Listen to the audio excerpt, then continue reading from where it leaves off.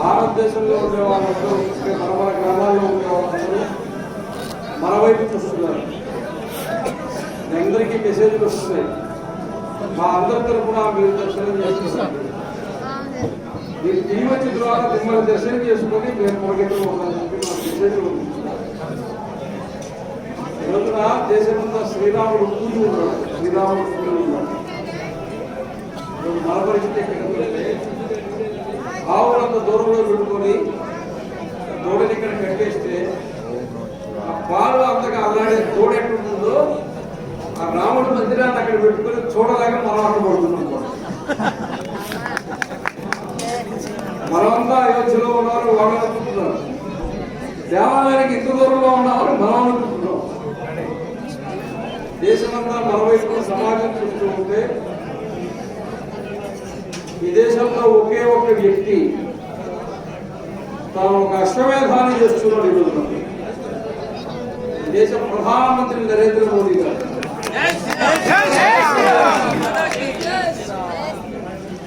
నాసిక్ నుంచి ప్రారంభించి లేపాక్షికి వెళ్ళి, లేపాక్షి నుంచి శ్రీరంగానికి వెళ్ళి స్వచ్ఛలింగం ఉండే క్షేత్రాలు దర్శించి కేరళకు వెళ్ళి, కర్ణాటకకు వెళ్ళి, నిన్నటి రోజున రామేశ్వరంలో మన దేశ ప్రధానమంత్రి చరిత్రలో మొట్టమొదటిసారి 12 బావుల్లో నీళ్లు నెత్తి మీద పోసుకుని తడిపట్టంతో రామేశ్వర స్వామి దేవాలయంలో ప్రదక్షిణలు చేసింది. అశ్వమేధం కాదా? దేశం కోసం ఏం చేయాలి? ఇంకా ఈ దేవాలయం యొక్క భవ్యమైనటువంటి భవిష్యత్తు, ఈ దేవాలయ కేంద్రంగా ఈ దేశము, ఈ ప్రపంచం యొక్క భవిష్యత్తు 1,00,000 సంవత్సరాలు ఎలా ఉండాలనే దానికి ఒక ఆధ్యాత్మిక పునాదిని ఏర్పాటు చేసే బ్రహ్మాండమైనటువంటి యజ్ఞాన్ని, తపస్సును, తన జీవితాన్ని ధారపోస్తున్నాడు నరేంద్ర మోదీ కాదా? అందరం భోజనం చేస్తున్నాం. ఒక కర్మఠుడు, కర్మజీవి ఈ రోజున మొత్తం భారతదేశాన్ని ఒక ఆదిశంకరాచార్యుడు, రామానుజాచార్యుడు, ఒక మధ్వాచార్యుడు కావచ్చు, జనుడు కావచ్చు, బుద్ధుడు కావచ్చు. మన గురువు గారు ఎవరు? ఆదిశంకరాచార్యులు. వీరశైవం బసవేశ్వరుడు కావచ్చు. అన్ని తానై ఈ రోజున చివరికి తానే శ్రీరాముడు ఏం చేశారు? ఆంజనేయుడు తానే, రాముడు తానే. ఇది ఒక భావోద్వేగానికి సంబంధించిన విషయం. కరసేవకులు ఏడుచు పెడితే ఆ ఇళ్లలో ఏడుస్తూ ఉంటే గర్భవతులైన భార్యలు, మారాణి ఆరిని పడచు పిల్లలు, పెళ్లి చేసుకున్నాడు పీటల నుంచి కరసేవ 9 నెలల నిండు గర్భిణి ఏడుస్తున్నారు. ఇంట్లో పోయి జైల్లో కూర్చున్నారు. ఇదే అయోధ్యలో, ఇదే లగ్నంలో ఫోన్లు లేవు. మేము రామాయోధ్య నుంచి అని చెప్పి ఆస్తులు పిల్లలకి వీరునామాలు రాసి చెల్లిపోయారు. ఆ కరసేవకులందరినీ మనమే రైటింగ్ ఇచ్చి పంపించాం 91లో 92లో. వాటన్నింటి పర్యవసానం 30 సంవత్సరాల తర్వాత ఈ రోజున మనం అందరం వచ్చి ఇక్కడ కూర్చోన్నాం.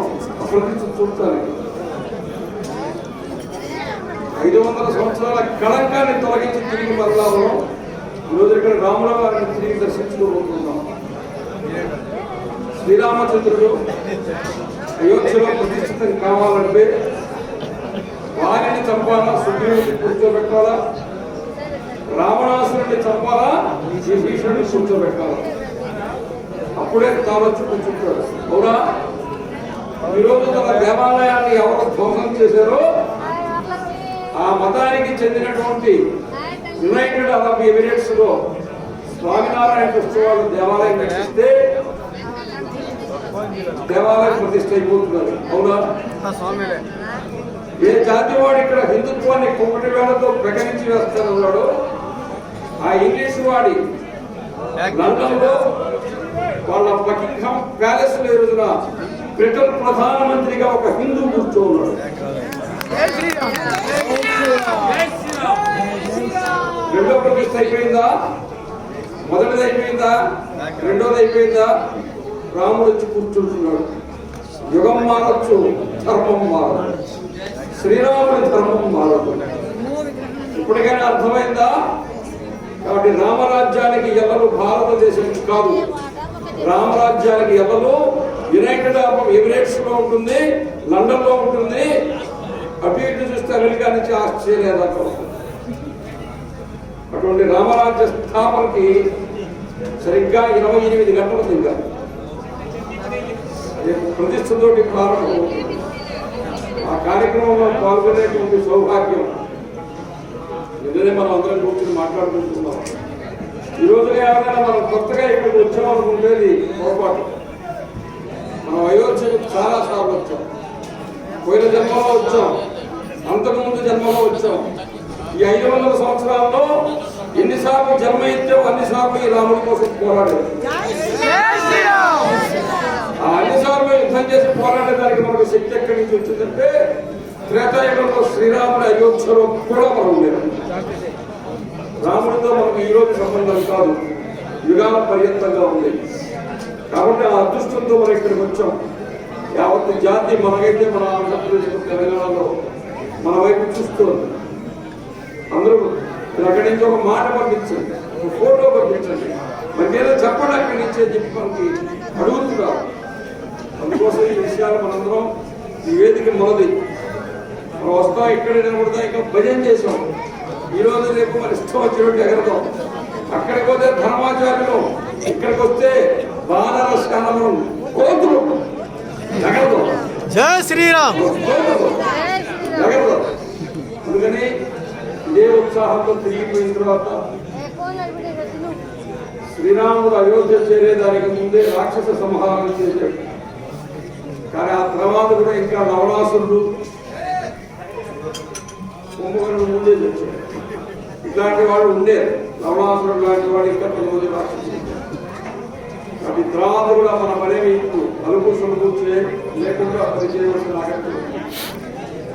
మొత్తం భారతదేశం లక్ష్యంగా ఈరోజు చాలా మంది చాలా ఆలోచన. కాబట్టి రెట్టించిన ఉత్సాహంతో మనం అందరం కూడా మన కార్యక్రమాలు రాబోయే 10 సంవత్సరాలు 20 సంవత్సరాలు మనం ఉద్యమం నడపాల్సిందే తప్ప ప్రవచనాలకి స్థానం లేదు. ఉద్యమం కాబట్టి అయోధ్య ఉద్యమం దేవాలయ నిర్మాణంతో రాముడి కోసం పూర్తవుతుంది, కానీ రాముడి కార్యం కోసం ఉద్యమం కొనసాగుతుంది.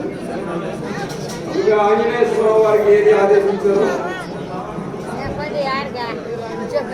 నేను వెళ్ళిపోయిన తర్వాత ఖరీగా అంతము వరకు నా తత్వాన్ని, నా విచారాన్ని, నా ఆదర్శాన్ని భూమి మీద ప్రచారం చేసి కలియుగం అయిపోయిన తర్వాత వచ్చేటువంటి యుగాలకు నీకు బ్రహ్మగా వ్యవహరిస్తున్న ఆంజనేయ స్వామి ఇచ్చిన వరం.